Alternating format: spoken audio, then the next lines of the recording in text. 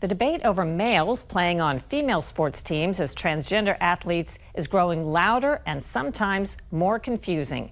Now many states are weighing in to propose or pass a rapid fire of laws on the topic. Lisa Fletcher has the latest. The first exchange is underway. Linnea Schultz in the red shorts and white jersey was a lightning bolt of a runner on her women's college track team. I ran collegiate track for 4 years at Southern Utah University. I like to think that I was a good competitor. I broke 8 school records at my university, and I ended up leaving, I think, a pretty good legacy for myself. For all of her accomplishments, Schultz still wrestles with a loss at a 2020 championship race. In the final leg of the relay, her teammates ran against a competitor the likes of which few in college sports had previously encountered. For 3 seasons, before facing Schultz and her teammates, Jonathan Eastwood ran for the University of Montana's men's team. By 2020, he had transitioned to June Eastwood and was running for the women's team. What I experienced, that was an unfair situation. I ended up losing, and my team ended up losing to this individual. There have been numerous cases where elite female athletes have lost to men who've transitioned to a female identity. In mixed martial arts, female fighter Erica Newsom on the right faced transgender fighter Fallon Fox on the left. Fox knocked out Newsom in less than 40 seconds. Fox later pushed back on any notion the fight was unfair in this CNN interview. I say that it's completely fair.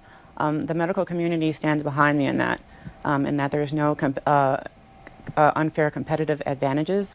A transgender weightlifter featured in this Vice News documentary, J.C. Cooper, who used to be Joel, was banned from competing against women. Cooper sued USA Powerlifting and recently won the right to compete. The organization plans to appeal.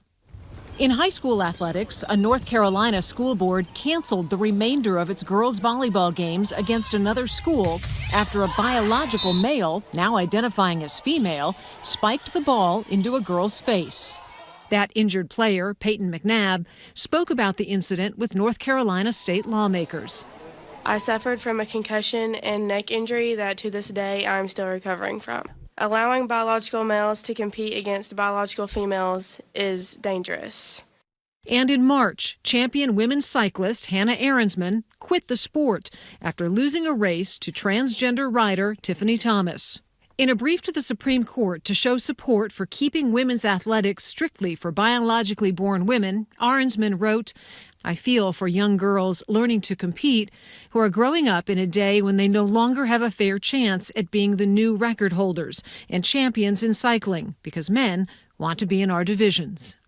States are taking up the issue on their own. 21 passed laws banning transgender girls from playing on girls' teams, including Kansas, where lawmakers overrode multiple vetoes and banned male students between kindergarten and college from playing girls' sports teams. And Wyoming, where students of the male sex are banned from competing on a team designated for students of the female sex. Meanwhile, a West Virginia law requiring sports team participation from middle school to college to be based on biological sex was put on hold by the Supreme Court last month without explanation. And with competing bills in the state House and Senate, North Carolina could soon become the latest state to ban males from playing on girls' sports teams between middle school and college. They say there's an unfair advantage. And people who say that, they're speaking from their transphobia, not from the facts.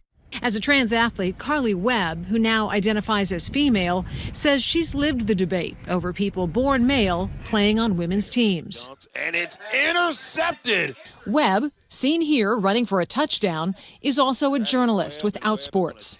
She met with us after playing the season opener for Connecticut's all-women's tackle football team, the Reapers. Touchdown Reapers. Is there a physical gap, though, between women and trans women in terms of just your strength and your ability? You can't say that definitively because every body is different and every body is different. When you line up 20 people, for example, look at a team picture of the team I play for. There are many different body types across the spectrum. The Biden administration has proposed new rules permitting transgender athletes to join school teams of their choice, with exceptions to ensure fairness and prevent injury. The exceptions, displeasing transgender advocates. Former University of Kentucky swimming star Riley Gaines has been outspoken about protecting women's sports. Lately, she's been on a college speaking tour, partially propelled by her experience racing Leah Thomas, who competed on the men's swim team as William at the University of Pennsylvania the first 3 seasons of his college career, before joining the women's team in 2020 as Leah her senior year and shattered records. I feel anyone who has gone through male puberty, which again proves my argument is not transphobic, because anyone who has a Y chromosome or has gone through male puberty, it ruins the integrity of sport to allow them to compete with women. Though the students gathered for her speech at San Francisco State were generally peaceful, the situation outside was heated. Gaines says she was forced to barricade herself in a room before emerging into a hallway of protesters before police could escort her from campus.